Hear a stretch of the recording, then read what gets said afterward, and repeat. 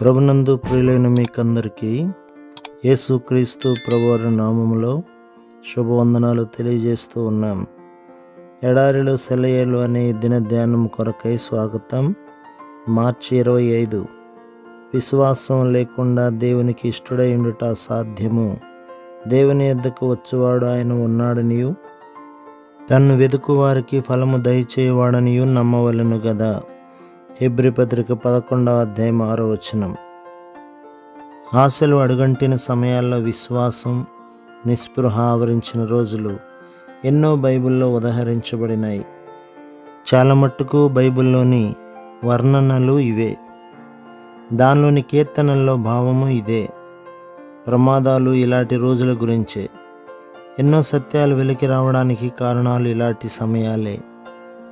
ఎరుకుల్లోనే వెలుగు నిండిన విశాలత వెలిసింది.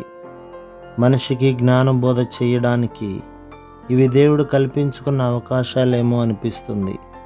107వ కీర్తనలో పాత నిబంధన కాలంలో ఒకసారి ఇశ్రాయేలీయులు చేసిన ఉత్సాహగానం రాయబడింది. ఆపదలో చిక్కుకొని వాళ్ళు సొమ్మసిల్లినప్పుడు దేవుడు తన మహిమను చూపడానికి మార్గం సరళమయ్యేది. ఎక్కడ చూసినా ఇవే కథలు. ప్రజలు నిస్సహాయులై దిక్కుతోచుకున్న సమయంలో దేవుని శక్తి తన పనిని మొదలుపెట్టింది. జవసత్వాలు ఉడికిపోయి మృతతుల్యులైన ముసలి జంటకి ఎలాంటి వాగ్దానమో చూడండి. నీ సంతానం ఆకాశంలో చుక్కల్లాగాను సముద్రం ఒడ్డునున్న ఇసుక రేణువుల్లాగాను అవుతుంది. ఎర్ర సముద్రం దగ్గర ఇశ్రాయేలుల రక్షణ, యోర్దాను నదిలో యాజకుల కాళ్ళు మునిగిన తర్వాత నది దేవుని మందసానికి దారి ఇచ్చిన వైనాలను మరోసారి చదవండి. కష్టాలతో కృంగిపోయి ఏం చేయాలో తెలియని స్థితిలో ఆస, యెహోషాపాతు, హిజ్కియాలు చేసిన ప్రార్థనలను మరోసారి ధ్యానించండి. నెహెమ్యా, దానియేలు, హబక్కూకు, హోషేయల చరిత్ర నెమరు వేయండి. గెత్సెమనే తోటలోని ఆ చీకటి రాత్రిలో సంచరించండి. అరిమతయి యోసేపుకు చెందిన తోటలోని ఆ సమాధి చెంత కాసేపు నిలుచోండి.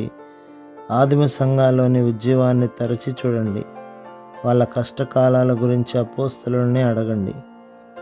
నిరాశతో చతికిలబడటం కంటే తెగింపు, గుండె నిబ్బరం ఉత్తమం. విశ్వాసం మన నిస్పృహలో ఒక భాగం ఎప్పటికీ కాదు. నిరాశలో మనల్ని ఆదరించి సమస్యలను పరిష్కరించడమే దాని పని. బబులోనికి చెరపట్టబడిన 3 యోధా కుర్రవాళ్ళు ఇలాంటి తెగింపు, విశ్వాసానికి తగిన ఉదాహరణలుగా కనిపిస్తున్నారు. అది ఎటూ తోచని పరిస్థితి అయినా వాళ్ళు నిబ్బరంగా రాజుకి జవాబిచ్చారు. మేము కొలిచే మా దేవుడు ఈ మండే అగ్నిగుండం నుండి మమ్మల్ని కాపాడగల సమర్థుడు. నీ చేతిలో నుండి మమ్మల్ని తప్పిస్తాడు.